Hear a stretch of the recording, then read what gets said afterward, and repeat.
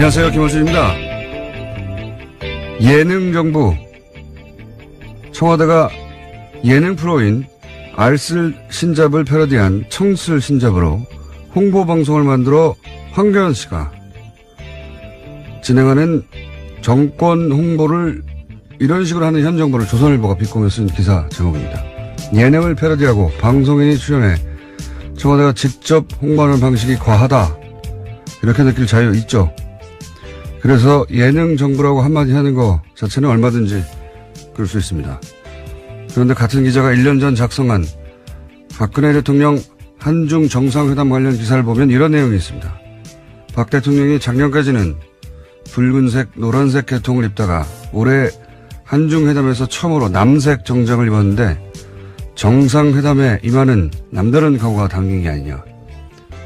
북핵 관련 연설을 했을 때도 남색 재킷에 바지 정장을 입었는데 전투복 드레스 코드라고 한다. 정상관 대화나 연설, 기자회견도 아니고 옷 색깔로 대통령의 각오가 얼마나 비장한지를 말하는 대목에서 빵 터졌습니다. 황교안 씨가 청와대 제작의 예능 패러디에서 정권 홍보를 하는 걸 예능 정부라고 할 거면 언론인이 자사 매체 지매를 통해서 이렇게 직접 대통령 홍보를 해주는 건 예능 언론이라고 해야죠. 요즘 조소를 벌리는 게 무척 즐겁습니다. 김원준 생각이었습니다.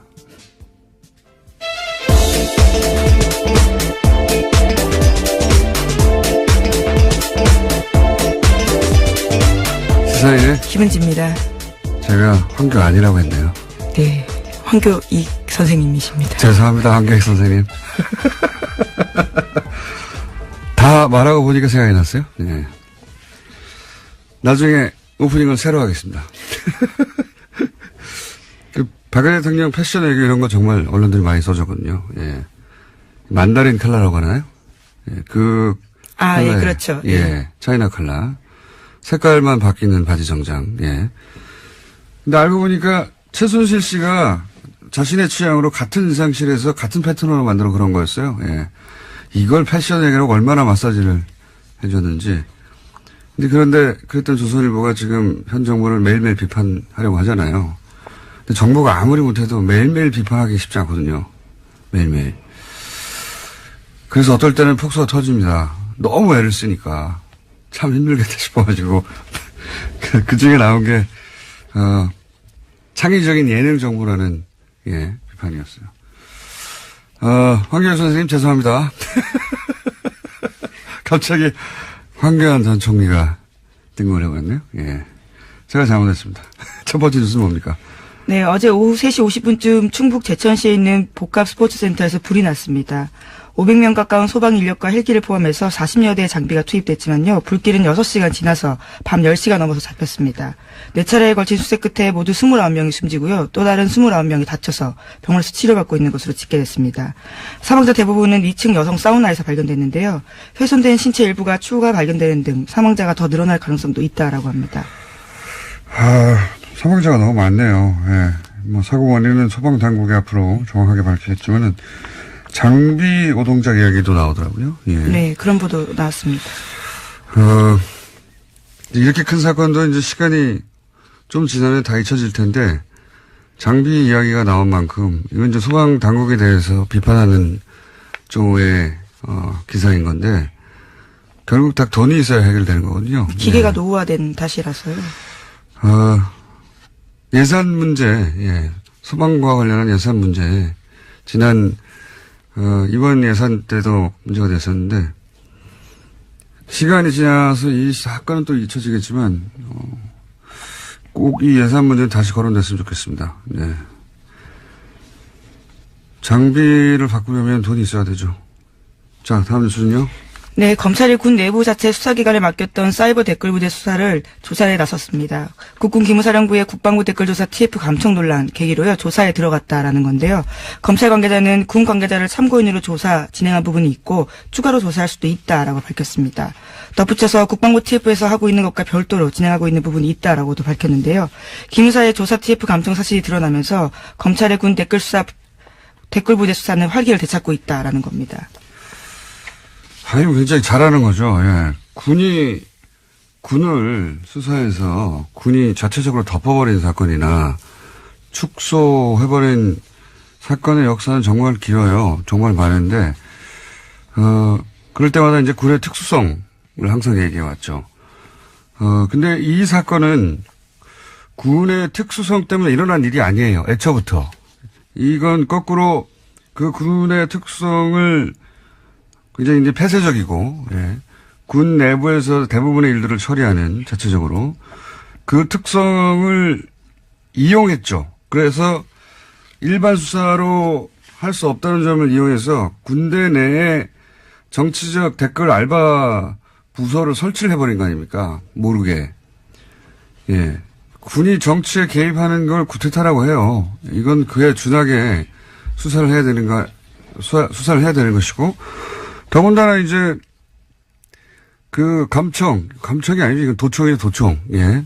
자신들을 수사하는 TF를 도청을 해버린 거 아닙니까? 네, 그 수사 계획들을 미리 알고 있었다라는 겁니다. 압수수색의 의미가 예. 없도록요. 이거는 그래서 처음부터 다시 해야 된다고 제가 어제 말씀드렸는데, 검찰이 직접 나서서 군을 수사하는 게 굉장히 이례적이죠. 예, 이례적인데, 이건 그렇게 해야 되는 사건이 됐어요. 예. 군이 이때까지 하듯이 그렇게 자체적으로 덮어버리고 한 거니까. 네, 지금까지는 전역한 사람들을 검찰이 하고요. 현역 군인들은 군 내부 국방부 TF에서 공조수사했다라고 하는데요. 그렇게 하지 않겠다라는 겁니다. 그러니까 민간인만 했었던 건데, 이제 전역을 해서. 좀 그럴 일이 아닌 게 된 거죠. 예, 맡겨둘 수가 없다. 예. 혹 때려다가 혹 크게 붙였다고 생각이 듭니다. 이건 뭐, 당연히 이렇게 해야 되는 거라고 봅니다. 다음 뉴스는요. 네, 뉴스 공장 청취자라면 플란다스 에케에 대해서는 다들 아실 겁니다. 다스 주식 모금 운동인데요. 이 플란다스 에케가 어제 150억 모금을 돌파했다라고 합니다. 모금에 참여한 인원은 3만 6천여 명인데요. 국민재산 되찾기 운동본부는 이 돈으로 자산관리공사가 매각하는 다스 주식 1만 주, 그러니까 3%가 넘는 것을 살 계획이라고 합니다. 3부에서 개주가 직접 나와 설명하긴 할 텐데, 어제 150억을 드디어 목표액을 달성했다는 걸 도는 뉴스 공장에서 모이고 보고는 JTBC에 가서 배신자. 뭐 이런 일이 한두 번 아니긴 합니다만, 좋은 일이니까 널리 알려주면 좋긴 합니다만, 이 기쁜 소식을 여기서 시작하고 여기서 다 모았는데 거기 가서 보고하면 우리는 어떡합니까? 안혜고 총장님 두고 봅시다. 3부에서. 자, 다음 뉴스는요. 네, 공정거래위원회가 2년 만에 순환출자 가이드라인을 바꿨습니다. 2015년 12월에 제정된 가이드라인인데요. 삼성 로비의 영향을 받아서 만들어졌다라는 사실이 뒤늦게 드러나서 이에 따른 조치를 한 겁니다. 공정위는 이 가이드라인을 소급 적용해서 2015년 합병 과정에서 삼성 SDI가 확보한 통합 삼성물산의 주식 404만 주를 추가로 처분해야 한다, 이렇게 요구했습니다. 이거 굉장히 중요한 뉴스인데 해설을 좀 해야 될 것 같아요. 네, 이게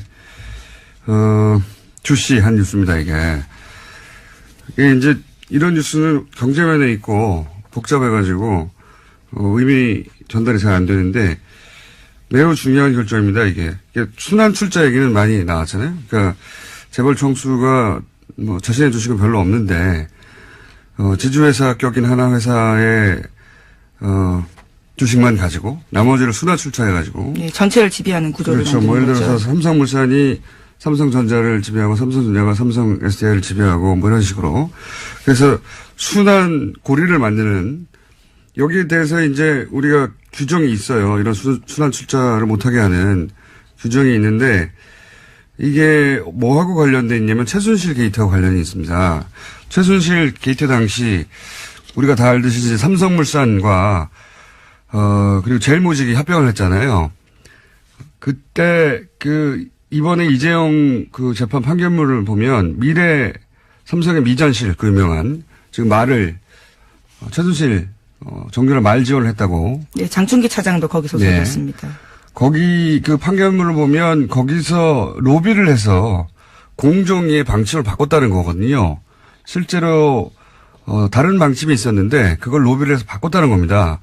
바꾼 내용이 뭐냐면 이렇게 이제 순환 출차를 하는 가운데 삼성물산과 제일모직이 합병을 했잖아요. 훨씬 큰 회사가 됐지 않습니까?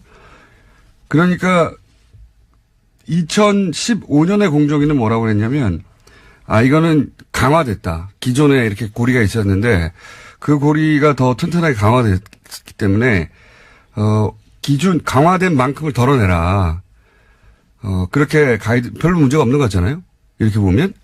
근데 그 가이드라인 자체가 삼성이 로비를 해서 그렇게 했다는 거예요. 그럼 원래 어떻게 했어야 되느냐? 원래는 새로 생긴 거로 봐야 된다는 겁니다. 고리가 원래 요렇게, 동그랗게 만들어져 있었다면 그 고리가 하나 삐쭉 따로 하나 생겼다. 그래서, 총수의 지배원한, 여기서는 이제 이재용 부회장, 예, 이재용 부회장이 삼성을 더욱 이 순환고리로 효율적으로 지배할 수 있도록 만들어줬다. 새로 고리가 생긴 거다. 이렇게 봐야 되는데, 그러면 새로 생긴 고리만큼 다 털어야 되거든요.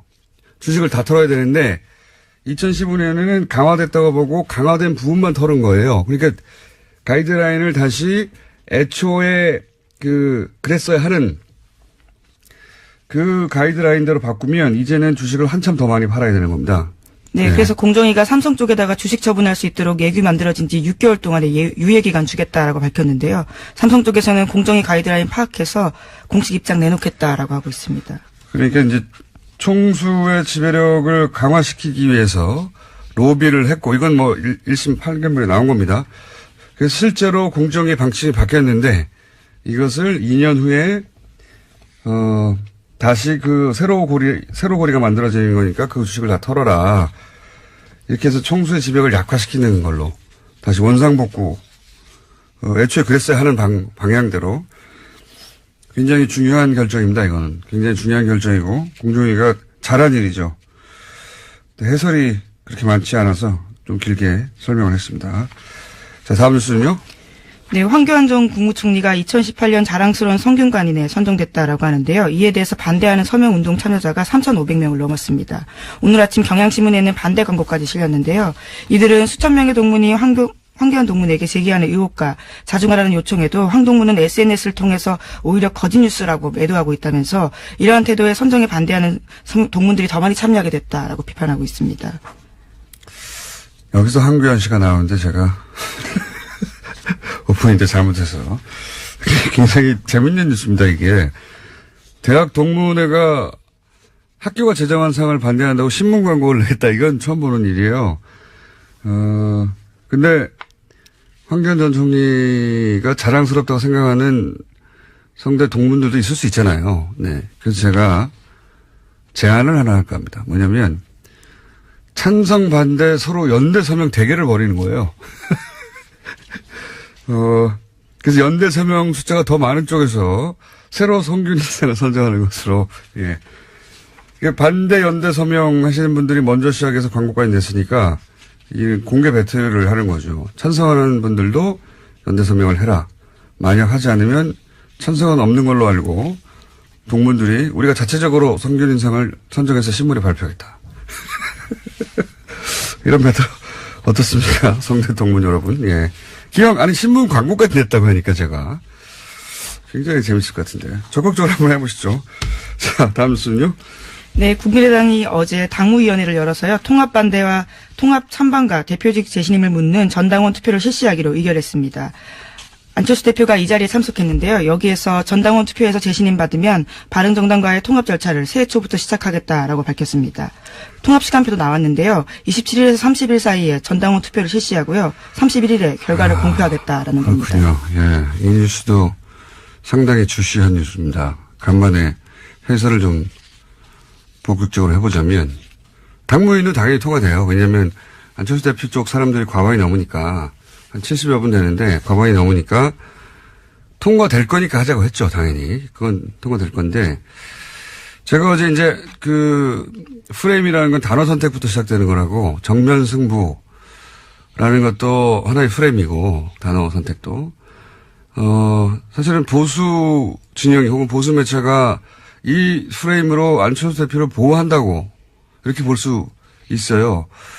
왜냐하면 극명한 비교가 사실은 안철수 대표가 민주당에 있던 시절 거의 비슷하게 문재인 당시 대표가 이 재신임 걸고 투표하자고 했었거든요. 그때 보수 언론의 보도를 찾아보시면 제목이 문재인 정면 승부 아니에요. 문재인 파국, 문재인 뭐 극렬 반대, 문재인 투표 강행, 문재인 모두 등 돌려, 억지, 고집, 뭐 이런 제목을 보도하거든요. 그러니까 만약에 안철수 대표가 아니었으면 대표가 혼자 기자회견하고 자신의 당 의총회는 안 나갔잖아요. 예. 그러면 아마 뭐 비겁, 도망 이런 걸로 집중 포함했을 거예요.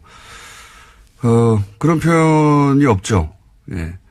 승부수라는 표현도 마찬가지인 것이 이건 승부수가 아니라 전당원 투표. 묘수라고 할 수 있을지 모르겠습니다만 상대 쪽에서 꼼수라고 해도 할 말이 없는 거거든요. 왜냐하면 합당은 전당대회로 하거든요. 그 전당대회 때 한번 투표하면 돼요. 네, 현재 반대파 의원들이 당무의 의결 정당성 문제 삼으면서 투표 거부 운동 선언했습니다. 뭐 그 뜻대로 될지는 모르겠는데 전당대회로 하면 되는 것을 전당원 투표라는 절차를 한번 중간에 더 넣은 거죠. 왜냐하면 자, 원외 당내에서는 반대하는 의원들이 다수지만 원외에 있는 위원장들, 특히 호남 위에 지역에서는 국민의당 지지율이 지금 한 4, 5%밖에 안 되잖아요. 그러니까 지방선거에서 기초의원 한 명이라도 당선시키기가 어렵습니다. 그러니까 뭔가 지금 상황을 합당이라도 해서 바꿔가야 되거든요. 그러니 전당원 투표를 하면 합당 우세 의견이 나올 수가 있어요. 그러니까 하자고 하는 거고. 그래서 중간에 이런 절차를 하나 끼워 넣어서 자, 당원들이 합당하라고 하니까 전당대회도 합당하는 게 마땅하다. 이런 여론의 힘을 얻고 싶은 것이고 보수 매체도 이제 두고 보세요. 그런 뉘앙스로 보도를 할 겁니다. 왜냐하면 지금 보수는 보수 재편 없이 정권 창출이 어렵다. 이 공감대가 있어요.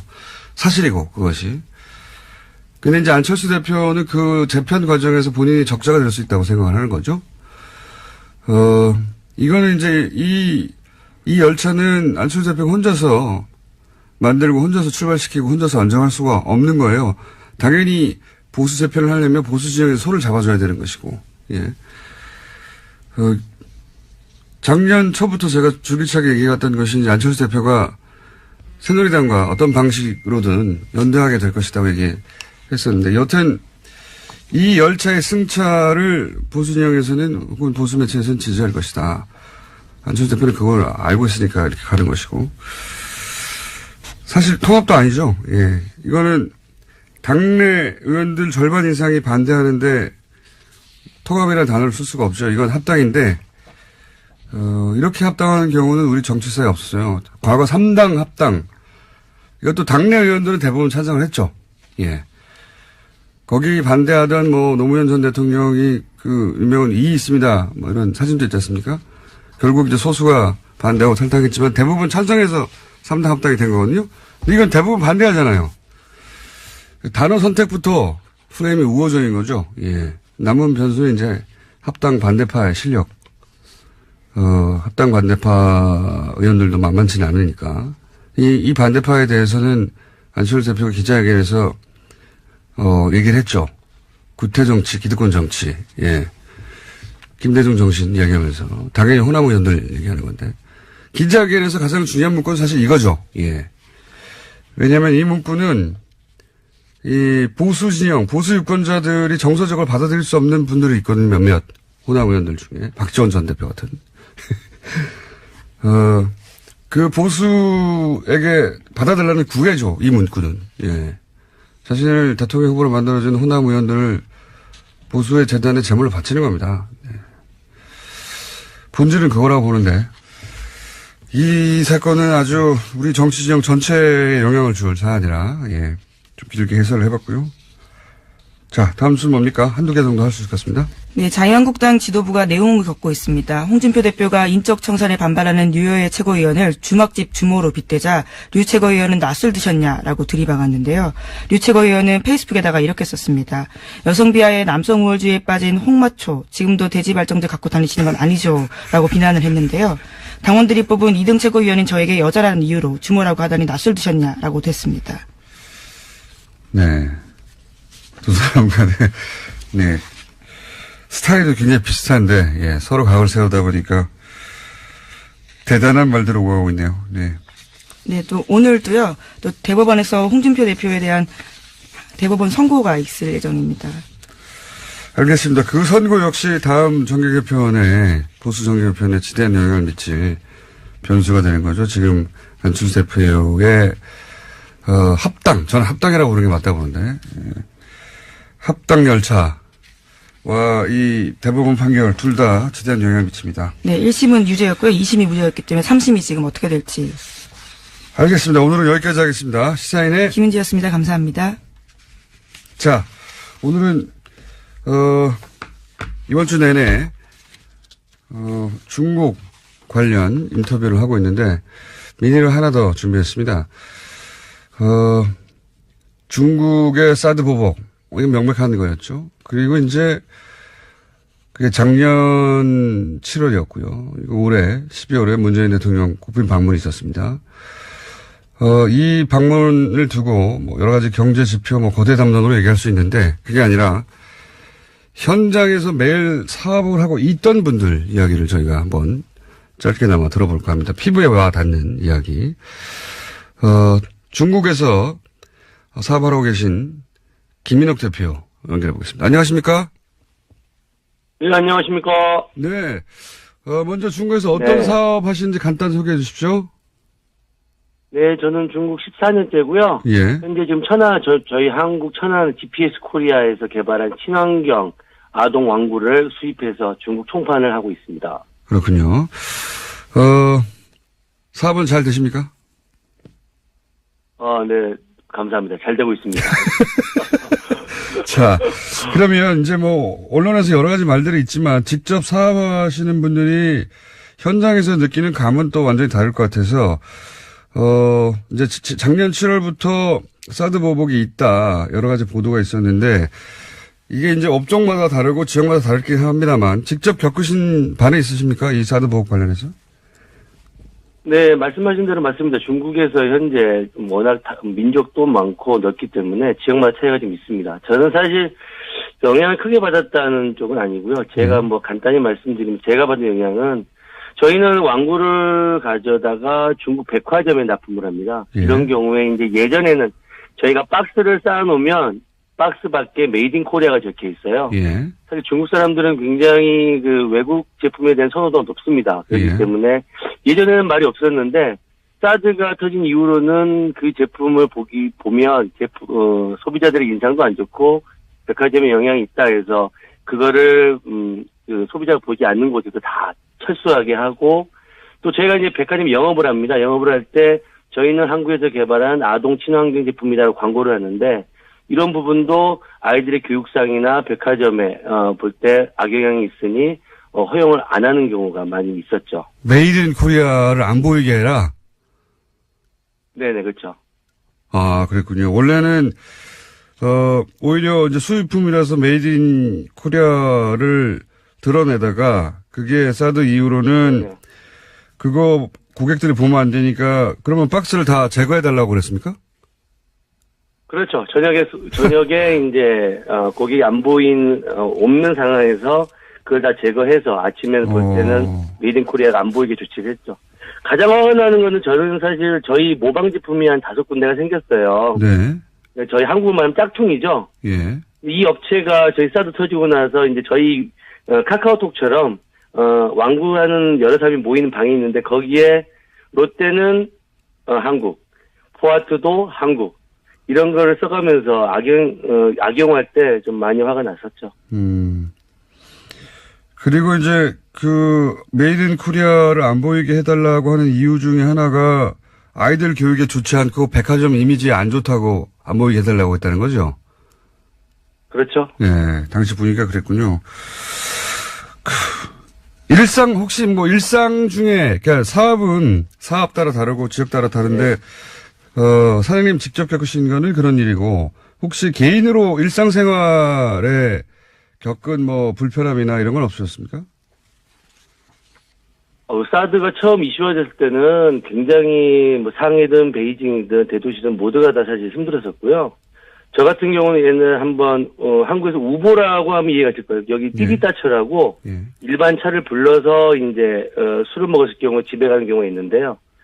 제가 그거를 이제 사드 터진 후 이슈화돼서 탔는데 저희 집이 굉장히 멀어요. 한 40km 되는데, 한 20km 정도 갔는데, 갑자기 전화가 왔어요, 한국에서. 그래서 제가, 한국말을 하니까 그 기사가, 공손하게, 정말 미안한데, 지금 현재 나는 한국 사람을 태울 수 있는 마음의 준비가 안 돼 있으니, 내가 돈 안 받을 테니까 여기서 내려달라.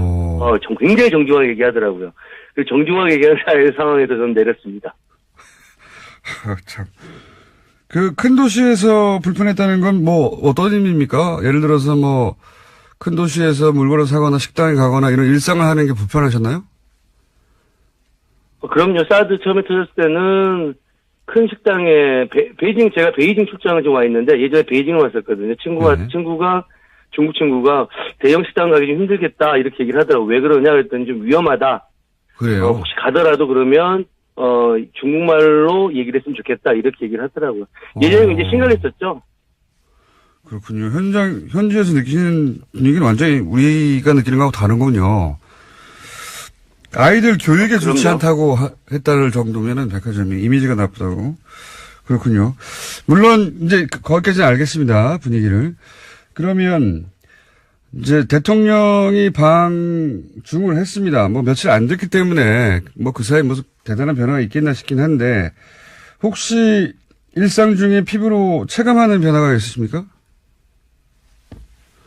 사실 한국 뉴스를 자주 보는데요. 한국 뉴스에서는 이제 사실 여행 유커 때문에 영향이 크다고 생각을 하시는데 사실 여기 분위기는 한 10월 달 정도부터는 사실 사드가 어느 정도 일반 서민들한테는 이슈화가 이제 안 되고 있습니다. 올해 10월부터는요? 이전에는 중국 친구로 소위 봉합 국면이라고 했던 그 시점이군요. 네네, 거의 지금은 이슈화가 오히려 한국은 굉장히 더 커지는 분위기인데 저희는 이쪽에서는 좀 더 잠잠해지는 분위기입니다. 그렇군요. 그러니까 사드에 대한 이야기를 이제 대중적으로든 중국 언론에서도 점점 안 하고 있다. 그렇군요. 혹시 그러면. 그렇죠. 예. 그럼 이제 그 박스, 메이드 인 코리아 안 떼고 백화점에 제품 반입이 가능해졌습니까? 그럼요. 그건 꽤 됐습니다. 한 그렇군요. 7, 8월 달부터는 큰 문제 없이 영업을 하고 있습니다. 알겠습니다. 저희가 앞으로 계속해서 몇 차례 더 피부로 느끼는 변화가 뭔지 한번 짚어보려고 하는데 오늘은 중국 상해에서 지금 사업을 하시는 거죠? 네, 맞습니다. 네, 중국 상해에서 완구 사업을 하고 계시는 김인옥 대표 만나봤습니다. 감사합니다. 네, 감사합니다.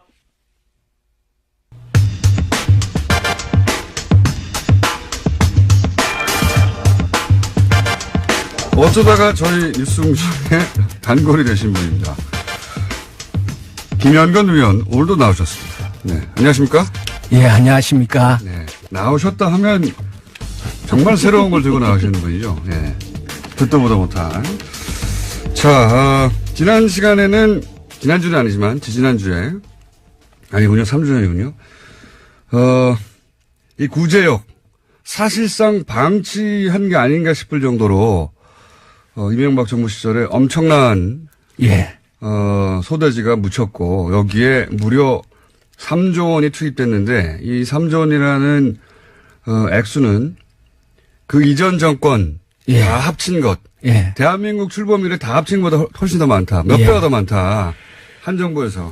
그러니까 그때 나와서 드렸던 말씀이 우리가 이제 구제역 AI와 관련해서 워낙 이제 피해를 많이 보고 있으니까 이게 늘상 벌어지는 일이 아니었는가 그렇게 이런 생각을 하고 살았는데 이거를 통계적으로 딱 놓고 보니까 그렇지 않다. 전혀 그렇지 않고 이건 완전히 이명박 박근혜 정부에서 집중적으로 터진 일이었지 그 이전에는 이런 일이 없었다라는 거죠. 그래서 이제 방역 실력이 갑자기 김대중 노무현 때 비해서 갑자기 줄어들었는가. 그렇죠. 라고 생각하거나 혹은 그 기간에는 뭔가 있는 거 아닌가. 뭔가 다른 의도가 있었던 것 아닌가. 라고 의심해 볼 만할 정도로 규모가 너무너무 크다. 그 이전에 예를 들어서 바로 직전 정부인 노무현 정부에 비해서 이명박 정부 때 투입된 액수를 비교해 보면 몇십 배라고 하셨죠? 그때 이제 4개 정부에서 들어갔던 돈의 총액의 70%를 이명박 정부에서 썼고, 나머지 18%를 박근혜 정부에서 썼고, 그러니까 88%를 두 정부에서 쓴 거죠.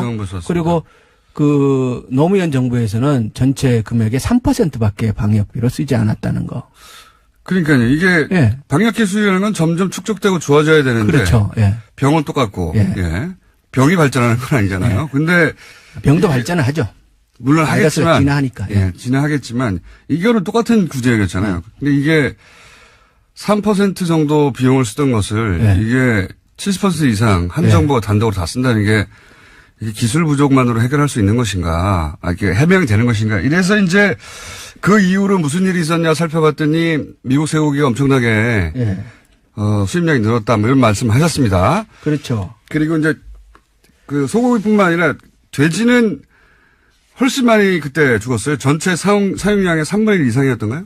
그렇죠.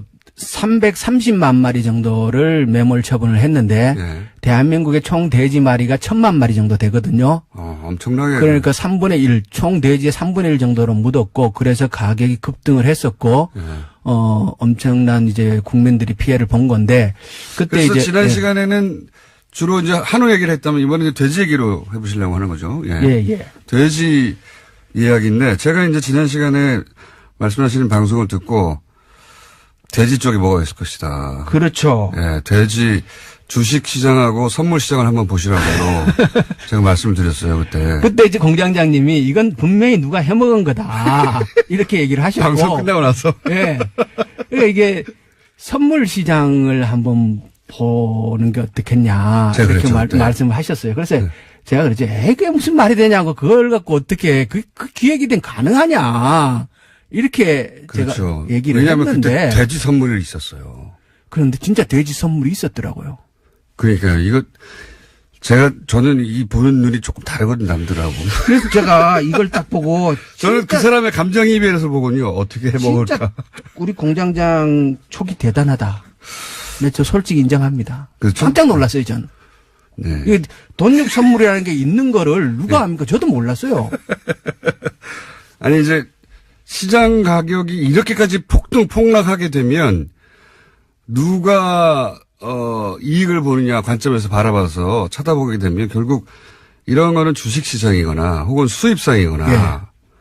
근데 돼지 선물이 있었거든요. 그 이명박 대통령 기간에만 있었어요. 이게 돼지 선물이. 그러니까 선물 시장의 선물. MB가 2008년도에 취임을 하잖아요. 취임하고 나서 정확하게 4개월 뒤인 2008년 7월 달에 돈육 선물 시장을 선물을 상장을 시킵니다. 거래소에. 네. 그전에는 이게 전혀 없었고요. 예. 우리 축산하는 사람들도 거의 모르는 사실이죠. 그런데 그런데 이명박 정부 말기에 없어져요. 예, 거래량이 2012년 없어서. 이후에 예. 거래도 전혀 없고 사실상 폐장이 됩니다. 맞습니다. 그래서 이게 폐장이 된 거냐라고 물어봤더니 그렇지는 않고 사실상 회장이 예. 거래가 없으니까. 예. 근데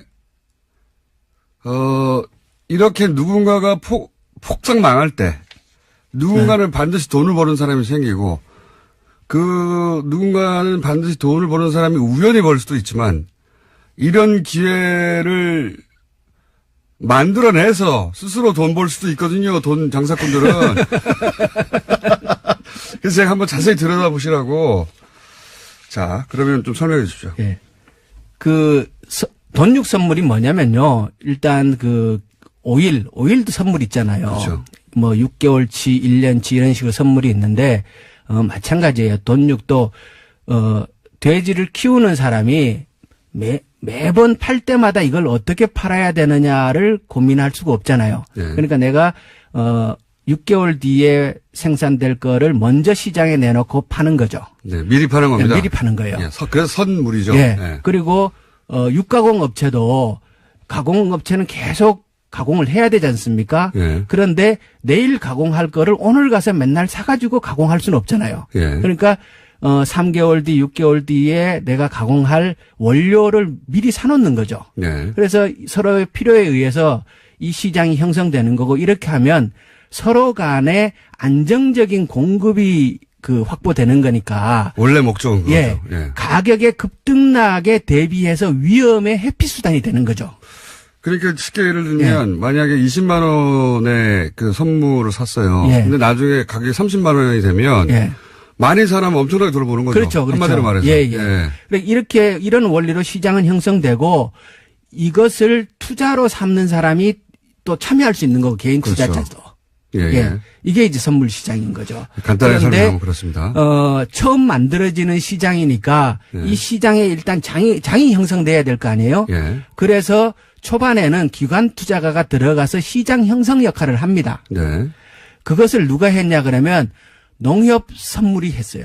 농협이 여기서 다시 등장합니다. 예. 그러니까 두 가지로 생각할 수 있어요. 하나는 돈육이니까 당연히 농협 선물이 들어가서 그 기관 투자가 역할을 하는 것이 맞죠. 예. 기능상. 예. 그런데 농가를 보호하기 예. 위해서. 그런데 또 MB 때 농협이 또 관련된 게 많잖아요. 늘 농협이 등장하잖아요. 이제, 김영건 의원님 보시기에는 항상 농협을 중심으로 보시니까, 예. MB 때 농협이 다시 여기 등장했네, 생각하신 거죠. 예. 그래서 그때, 그 이전까지 농협이 계속 있었지만 돈육 선물이라는 시장을 쳐다보지도 않았고, 그거에 관여한 일도 한 번도 없었는데, 예. 딱 MB가 들어오고 나서 이 일을 했고, MB 끝나면서 안 했어요. 네. 자, 그러면 이제, 거기까지는 알겠고, 구제역을 전후로 해서, 예. 이 선물 시장의 그 돈육 선물, 예. 이 어떤 변화가 있었는지 한번 설명해 주시죠. 당연히 구제역 터지고 나서 가격이 급등하죠. 아니, 전체 대지의 3분의 1이 몰살당했으니까요. 예. 산채로. 예. 당연히 가격이 급등할 거 아닙니까? 당연히 급등할 수밖에 없지 않습니까? 그렇죠. 예. 급등을 했고, 그리고 이제, 이 시장 자체가 거래 형성이 완전히 제대로 돼가지고 판이 커진 것 같지는 않아요. 네. 농협이 들어가서 무지 노력을 했는데 시장 형성을 원하는 만큼 제대로 시키지는 못한 것 같지만 생각만큼 커지지는 않았지만 그렇지만 가격의 급등 현상은 분명히 있었고 예. 이 과정에서 이익을 실현하고자 했다면 충분히 이익 실현은 가능했을 것이다라고 보는 거죠. 그리고 실제 이익 실현한 사람도 있죠. 있죠. 우리가 누군지 모릅니다. 예, 그건 몰라요. 근데 네. 분명히 선물 시장이라는 거는 이익을 목적으로 그것도 투기적인 이익을 상대적으로 목적으로 하는 사람들이 들어가잖아요. 원래 일반인- 선물이 도박에 가깝죠. 예, 도박에 가깝잖아요. 6개월 후를 누가 합니까? 예. 1년 후를. 그렇기 때문에 누군가는 이득을 받는 것이 분명하고요. 예. 그런데 또 재밌는 거는 이게 구제역 그렇게 터지고 나서 한번 급등을 하고 나서 거래가 쫙 되고 시장이 팍 가라앉아요. 당연히 그렇겠죠. 그리고 나서는 다 쑥 빠져나가고 아무도 안 해요. 그래서 더 이상 아무도 선물을 안 합니다. 그림상으로 보면 이게 꼭 떴다방 같아요. 그리고 금전적인 면에서 네. 최대 피해자는 농협이 되는 거 아닙니까? 그렇죠. 농협은 계속 그 장을 떠받쳐야 하는 역할을 담당하고 있었기 때문에 그렇죠. 사고 팔고 하는 역할을 하면서 금전적인 손해는 농협이 봤죠. 그렇게 큰 돈을 손해를 본 건 거죠. 아닌데. 그러니까 왜냐하면 농협, 그러니까 이 돈육 선물이라는 게 생각만큼 그렇게 시장이 크게 형성되지는 않았었기 때문에. 근데 농협이 들어갔고 최초로 돈육이 선물이 올라갔고 그리고 구지역이 빵 터지고 요약하자면 그 시장 참여자들 중에 일부는 큰 돈을 벌었고 일부는 분명히 돈을 벌었죠. 그리고 그 돈 벌어간 사람들은 사실은 농협이 조성한 시장. 그렇죠. 농협이 되어준, 돈으로 벌었다고 봐도 좋을 그런 구조인 겁니다, 구조가. 그러니까 시기적으로도 아주 우연히 일치하고 그리고 그림으로 보면은. 우연하겠죠. 그림으로 보면 진짜 이거 완전히 떴다방이에요. 기획부동산에 의한 떴다방. 처럼 보이는. 처럼 그 모양새가 딱 형성되고 그리고 나서 그 이후엔 전혀 아무도 거래도 하지 않고 쳐다보지도 않고 있는 거예요. 물론 뭐 이 시장 참여자들은 우리가 구제역이 발생할 줄 어떻게 알았겠냐. 선물을 돈육을 통해서 이제 시장 가격 안정화를 도모했는데 잘 안 됐다. 그래서 어쩔 수 없이 사실상 상장 폐지가 된 것과 마찬가지 상황이 된 거지. 뭐 기획이 아니다라고 말하겠지요. 그럴 수도 있습니다. 그럴 수도 있고요. 그럴 수도 있는데 타이밍상 너무 이상하다. 매우 그리고 또 한 가지 제가 그 시점에 주식. 그렇죠. 구제역 관련해서 틀림없이 주식으로 이득을 본 사람들이 존재할 것이고 그 사람들은 이 구제역에 발생하기 이전에 그 주식을 그러니까 매집했냐 그거를- 아니냐를 따져보시면 알 수 있을 거라고 제가. 제가 이거 들여다보면서 예. 진짜 이 공장장님 생각을 많이 했는데요. 이 동물적인 감각이 있는 것 같아요. 그러니까 이게 이명박 대통령을 오래 연구하다 보면은 이 구제역 관련주라는 말이 만들어진 게 이때예요. 네. 예, 그때 이제 구제역 그런 얘기가 이제 만들어졌는데 제가 이제 구제역 관련주와 관련된 주식들의 변화를 살펴봤더니 특이한 점이 있어요. 몇 개 종목에서 네.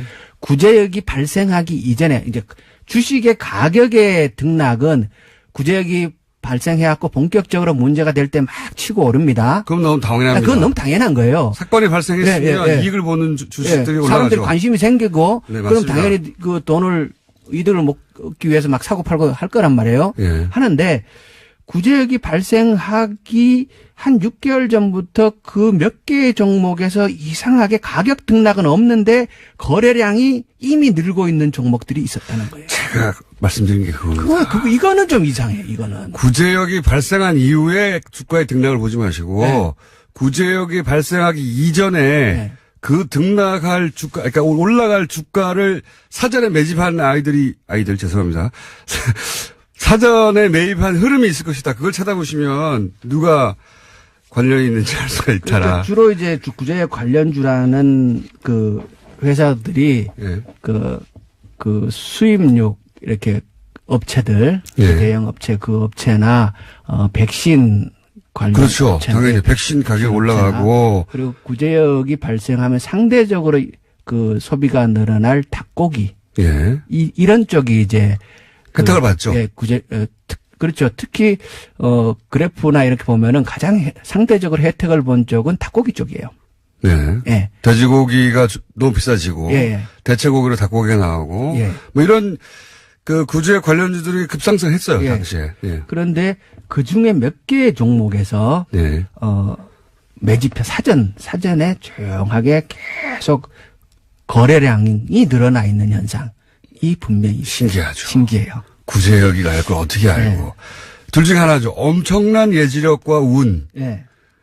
아니면 이상한 거죠. 예. 그런 게 있죠. 예. 예, 있어요, 분명히. 그런 흐름이 있습니다. 그런 흐름에 그래서 이제 지난 시간에는 어쩔 수 없는 구제역이 자연재해처럼 발생했고 그것이 이명박 정부 시절에 엄청나게 파묻었는데 실력이 부족인가 참 이상하다. 너무 많다.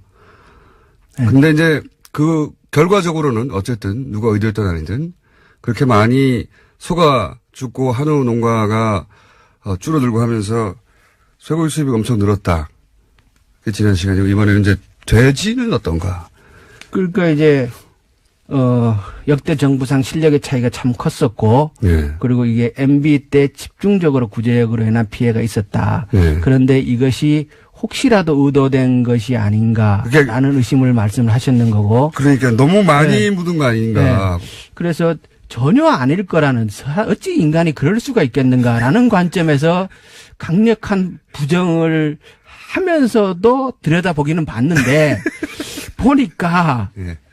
이게 더 이상해지는 것 같더라고요. 흐름이 있긴 있죠. 뭔가 입증하기는 그냥 어렵습니다. 이게 뭐 추측을 하지 않더라도 팩트만 정리를 해봐도 뭔가 이거 어떻게 알고 이랬지? 네. 예, 그런 점은 분명히 있더라는 사실. 네, 그걸 이제 보고하시러 오신 거죠. 오늘은- 이상한 거 발견했다. 예, 예. 예. 그러면 이런 것도 비교해 주십시오. 실력 부족 탓인가 혹은 뭐 의도적인가를 가눌 때 예. 갑자기 그 방역 실력이 전 정부에서는 높다가 그 다음 정부에서 갑자기 떨어지고 갑자기 올라가고 그럴 수 없지 않습니까? 그러니까 그런데 이제 비교를 단순하게 해 주시면요. 오늘 이제 어젯밤에 조사를 해봤어요. 예. 그러니까 작년 이 시점을 비교해서 작년에 우리가 이제 AI 때문에 참 홍역을 치렀잖아요. 예. 작년 이 시점에 우리가 매몰 처분한 닭 수가 1,900만 마리를 묻고 있었더라고요. 작년에. 예. 500만 마리. 그래서 올해는 우리가 몇 마리를 묻고 있는가? 10초밖에 안 남았습니다. 17만 마리를 묻었어요. 닭은 한 마리도 안 묻고 오리만 묻었어요. 그래서 결론. 대통령이 바뀌니까 닭도 행복하다. 김영건 의원이었습니다. 예, 고맙습니다.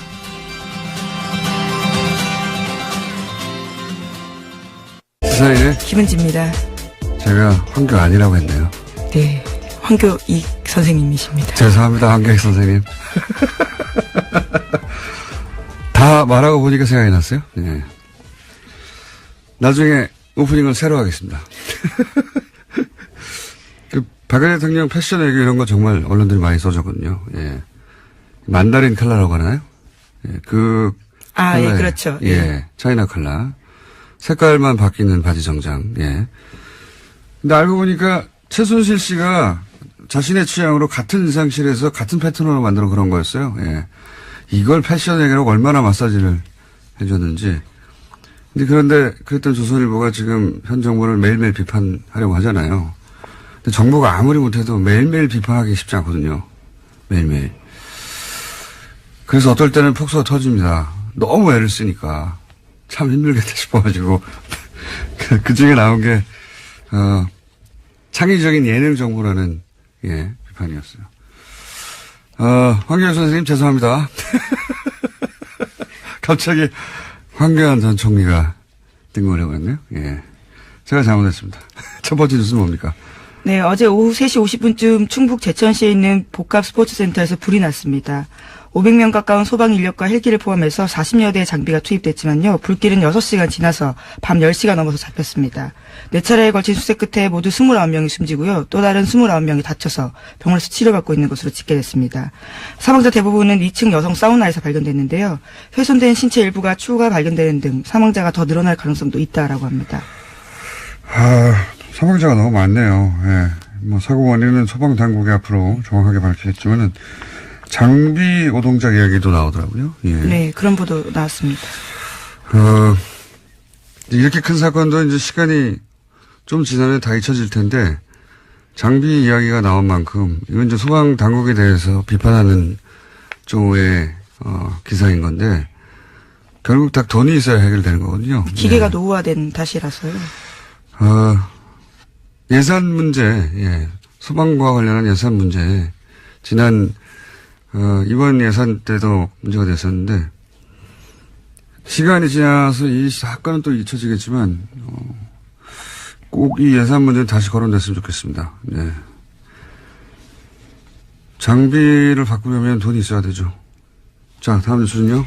네, 검찰이 군 내부 자체 수사기관에 맡겼던 사이버 댓글부대 수사를 조사에 나섰습니다. 국군 기무사령부의 국방부 댓글조사 TF 감청 논란 계기로요, 조사에 들어갔다라는 건데요.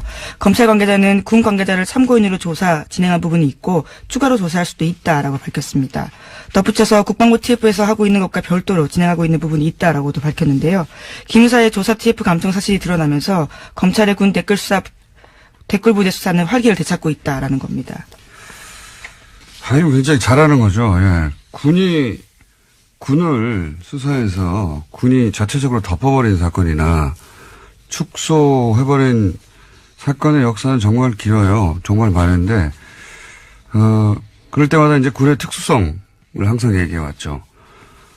근데 이 사건은 군의 특수성 때문에 일어난 일이 아니에요. 애초부터. 하는 다수 주식 1만 주, 그러니까 3%가 넘는 것을 살게이라고 합니다. 3부에서 개주가 직접 나와 설명하긴 할 텐데, 어제 150억을 드디어 목표액을 달성했다는 걸 도는 뉴스 공장에서 모이고 보고는 JTBC에 가서. 배신자. 뭐 이런 일이 한두 번 아니긴 합니다만, 좋은 일이니까 널리 알려주면 좋긴 합니다만, 이 기쁜 소식을 여기서 시작하고 여기서 다 모았는데 거기 가서 보고하면 우리는 어떡합니까? 안혜고 총장님 두고 봅시다. 3부에서. 자, 다음 뉴스는요. 네, 공정거래위원회가 2년 만에 순환출자 가이드라인을 바꿨습니다. 2015년 12월에 제정된 가이드라인인데요. 삼성 로비의 영향을 받아서 만들어졌다라는 사실이 뒤늦게 드러나서 이에 따른 조치를 한 겁니다. 공정위는 이 가이드라인을 소급 적용해서 2015년 합병 과정에서 삼성 SDI가 확보한 통합 삼성물산의 주식 404만 주를 추가로 처분해야 한다. 이렇게 요구했습니다. 이거 굉장히 중요한 뉴스인데 해설을 좀 해야 될 것 같아요. 네, 이게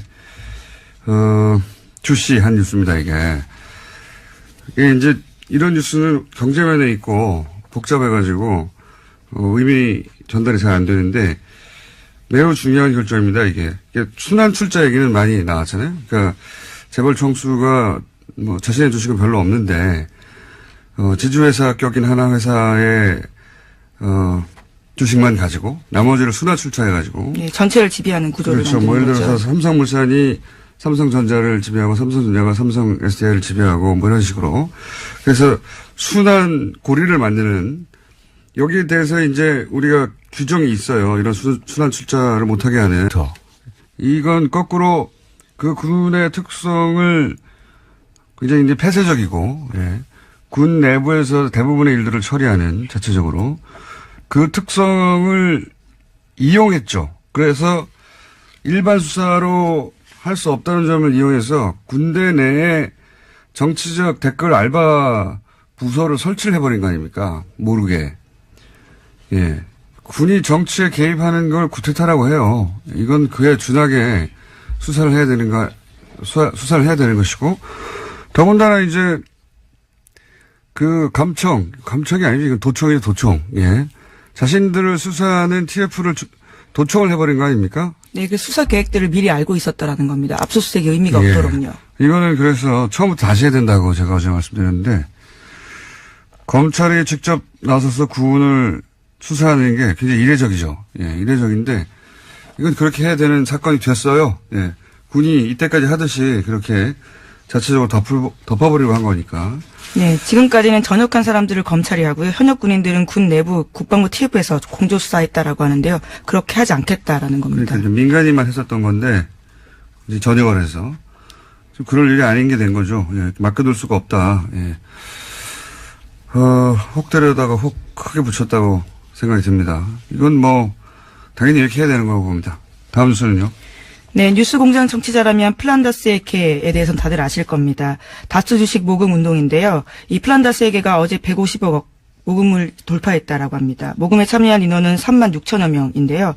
국민재산 되찾기 운동본부는 이 돈으로 자산관리공사가 매각. 안녕하세요. 김원수입니다. 예능정부. 청와대가 예능 프로인 알쓸 신잡을 패러디한 청쓸 신잡으로 홍보방송을 만들어 황교안 씨가 진행하는 정권 홍보를 이런 식으로 하는 현 정부를 조선일보가 비꼬며 쓴 기사 제목입니다. 예능을 패러디하고 방송인이 출연해 청와대가 직접 홍보하는 방식이 과하다. 이렇게 느낄 자유 있죠. 그래서 예능 정부라고 한마디 하는 거 자체는 얼마든지 그럴 수 있습니다. 그런데 같은 기자가 1년 전 작성한 박근혜 대통령 한중 정상회담 관련 기사를 보면 이런 내용이 있습니다. 박 대통령이 작년까지는 붉은색, 노란색 계통을 입다가 올해 한중회담에서 처음으로 남색 정장을 입었는데 정상회담에 임하는 남다른 각오가 담긴 게 아니냐. 북핵 관련 연설을 했을 때도 남색 자켓에 바지 정장을 입었는데 전투복 드레스 코드라고 한다. 정상관 대화나 연설, 기자회견도 아니고 옷 색깔로 대통령의 각오가 얼마나 비장한지를 말하는 대목에서 빵 터졌습니다. 황교안 씨가 청와대 제작의 예능 패러디에서 정권 홍보를 하는 걸 예능 정부라고 할 거면 언론인이 자사 매체 지매를 통해서 이렇게 직접 대통령 홍보를 해주는 건 예능 언론이라고 해야죠. 요즘 조소를 벌리는 게 무척 즐겁습니다. 김원준 생각이었습니다.